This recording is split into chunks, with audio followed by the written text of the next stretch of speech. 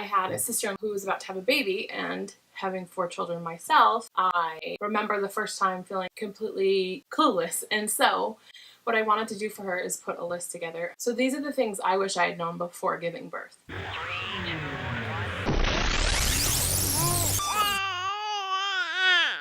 The week or weeks leading up to you actually going into labor, you think you're in labor all the time. You think every contraction, you're like, is this it? Is this it?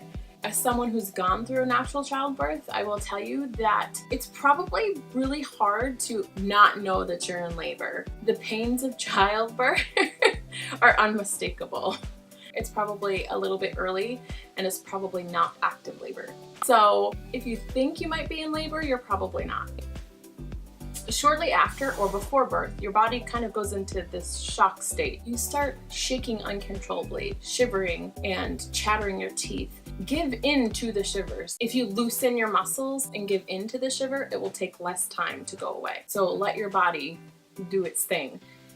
They say to sleep when the baby sleeps, but the truth is, for the first hours after you've had the baby, no matter how long you've been up, you cannot sleep. You'll be on an emotional high. You're excited, your adrenaline's up, but as soon as you can, go to sleep. Your whole body will be sore. Not just the parts that you'd expect, but every muscle and joint. You literally feel like you've been hit by a truck or run a marathon. This generally happens the day after you give birth. Even if you've had an epidural and you're not feeling it, you will feel it later. Around 2 weeks, you become sore again. That's fun. You will have after birth cramps or contractions.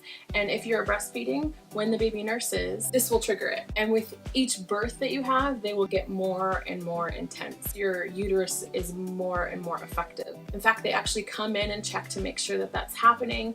And this is a very not so fun part. They actually push on your stomach after having just given birth to make sure that you're clotting properly and that there's no issues. You will cry for no reason, like sitting in the shower sobbing. Let it out. It is not rational. There may not even be a single thought to provoke it. For me, I used to reach for a thought. There has to be a reason, like, why am I upset? And there's been a couple times where I blamed my husband, and it was nothing. It was just, you feel weepy, and that's okay. Cry it out, let it out. It doesn't last forever. It's just your body's response to the birth and the hormones. Now, if this continues on for a long time, then consider getting help because it might be something else. But the baby blues are very normal and they happen right after. Something some people don't know is postpartum actually doesn't mean right after. It didn't happen for me until 18 months after. And so watch for that. You think you're out of the woods, but you're actually not. This was the hardest part for me. You may not feel that overwhelming love that you thought you would feel for your child. Yes, you love them, but this is still a stranger. You don't know this baby.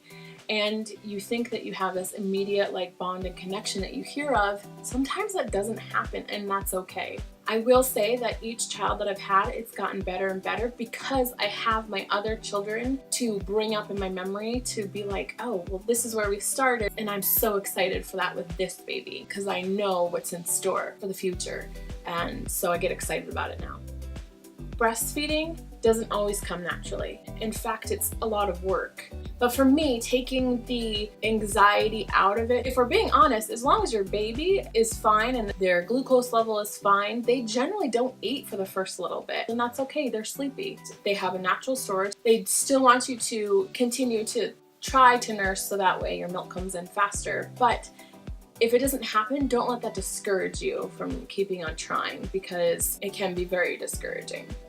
For most people, your body will not go back like that. You will not be walking out of the hospital in the same jeans you had before your baby. There are the lucky few that does happen with, but your body is changed. It takes time to get that way. It's going to take time to get back to normal too. So for you, for your sake, don't put so much pressure on yourself. Try to enjoy your baby, be healthy, but put your focus on taking care of yourself and your baby, not getting back to your pre-pregnancy weight the day that you walk out of the hospital. Sometimes it takes weeks, sometimes it takes months, sometimes it takes years for some of us.